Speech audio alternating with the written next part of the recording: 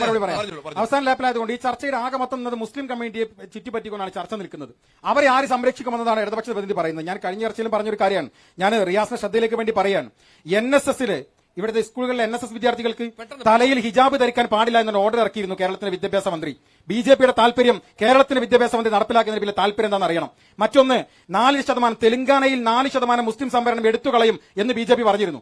കേരളത്തിൽ ഈ കഴിഞ്ഞ തെരഞ്ഞെടുപ്പ് മുൻപേ നിങ്ങൾ ചെയ്തത് 4% ഇവിടുത്തെ ശാരീരികമായി വെല്ലുവിളി നേരിടുന്നവർക്ക് കൊടുക്കാമെന്ന് പറഞ്ഞു. അത് 2% മുസ്ലിം കമ്മിറ്റിയിൽ നിന്ന് എടുക്കാൻ നിങ്ങൾ പ്രേരിപ്പിച്ച ഘടകം എന്താണ് അറിഞ്ഞാൽ കൊള്ളാം. മറ്റൊന്ന്, ഞാൻ പറയട്ടെ, രണ്ട് കാര്യം പറഞ്ഞ മറ്റൊന്ന്, കഴിഞ്ഞ തിരഞ്ഞെടുപ്പിന്റെ സമയത്ത് കുഞ്ഞാലിക്കുട്ടിയും ഹസ്സനും അമീറും ഭരിക്കുന്ന കേരളം എന്ന് നിങ്ങൾ പറഞ്ഞിരുന്നു. അതേ പിന്നെ നിങ്ങളുടെ താല്പര്യം എന്താണ്? ഈ ചോദ്യങ്ങൾക്കെല്ലാം ഉത്തരം പറയാൻ കഴിയുമെന്ന് പ്രതീക്ഷിക്കുന്നു. അതോടൊപ്പം തുടക്കത്തിൽ ഞാൻ അനാഥമായൊരു ചോദ്യം ഇവിടെ ഇട്ടിരുന്നു. 87 BJPക്കൊപ്പം ചേരാൻ CPM പ്രേരിപ്പിച്ച ഘടകം എന്താണ്? ഈ അവസാനത്തിലെങ്കിലും അതിന് ഉത്തരം തരണം എന്ന് അപേക്ഷിക്കുന്നു.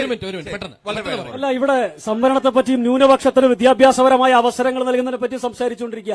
ICSRന്റെ മുമ്പിൽ നിന്നുകൊണ്ടാണ് പൊന്നാനിയിൽ നൂറുകണക്കിന് ന്യൂനപക്ഷ വിഭാഗങ്ങളിൽപ്പെട്ട സാധാരണക്കാരായിട്ടുള്ള ഉദ്യോഗാർത്ഥികൾക്ക് PSC സംവരണത്തിൽ ഗവൺമെന്റിന് ജോലി ലഭിക്കാൻ വേണ്ടി അവസരമൊരുക്കിയ ഇടതുപക്ഷ സർക്കാർ കൊണ്ടുവന്ന ICSRന്റെ മുന്നിൽ നിന്നുകൊണ്ടാണ് ഇദ്ദേഹം ഇത് പറയുന്നത്. ഇദ്ദേഹം അതുപോലെ കഴിഞ്ഞ ഒരു തെരഞ്ഞെടുപ്പ് ചർച്ചയിൽ കെടാവിളക്കിനെ പറ്റി പറഞ്ഞു.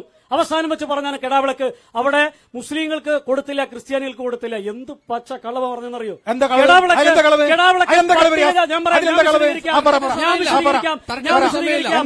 കേന്ദ്ര സർക്കാർ മെട്രിക് സ്കോളർഷിപ്പ് നിർത്തലാക്കിയപ്പോൾ സംസ്ഥാന സർക്കാർ പട്ടികജാതി വകുപ്പിന് കീഴിലും ന്യൂനപക്ഷ ക്ഷേമ വകുപ്പിന് കീഴിലും 2 തരത്തിലുള്ള സ്കോളർഷിപ്പുകൾ ഇറക്കി.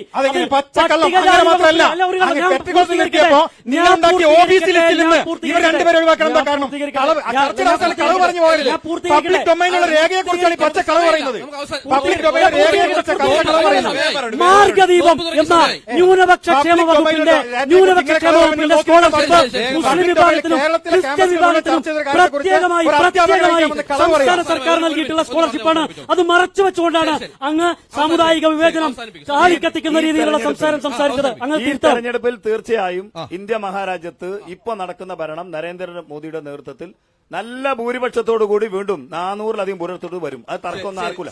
കഴിഞ്ഞ തെരഞ്ഞെടുപ്പിൽ ഒരു പക്ഷേ രാഹുൽ ഗാന്ധി എങ്ങാനും പ്രധാനമന്ത്രിയാകുമോ എന്നൊരു ചെറിയ പ്രതീക്ഷയെങ്കിലും ഇതിന് കൂട്ടായ്മ ഉണ്ടാക്കിയ ആളുകൾക്ക് ഉണ്ടായിരുന്നു. ഇപ്രാവശ്യം രാഹുൽ ഗാന്ധിക്ക് പോലും അങ്ങനെ ഒരു പ്രതീക്ഷയില്ല എന്നുള്ളതാണ് രണ്ടാമത്തെ കാര്യം.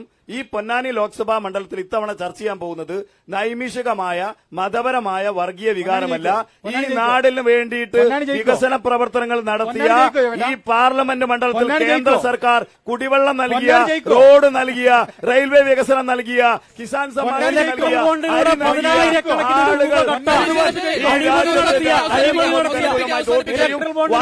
രാഷ്ട്രീയത്തിലെ ഈ രാജ്യത്ത് വളരെ തീവ്രമായ ചോദ്യങ്ങൾ, ആവേശോജ്വലമായ ചോദ്യങ്ങൾ തന്നെയായിരുന്നു മുഴുവൻ ആൾക്കാരുടെ ഭാഗത്തുനിന്നുണ്ടായത്. പ്രിയപ്പെട്ട വോട്ടർമാർക്ക് ജനങ്ങൾക്ക് നന്ദി, ഞങ്ങളുടെ ചർച്ച ഒരു വലിയ വിജയമാക്കിയതിന്. അപ്പൊ ഇനിയും കാണാം. ബൈ പൊന്നാനി.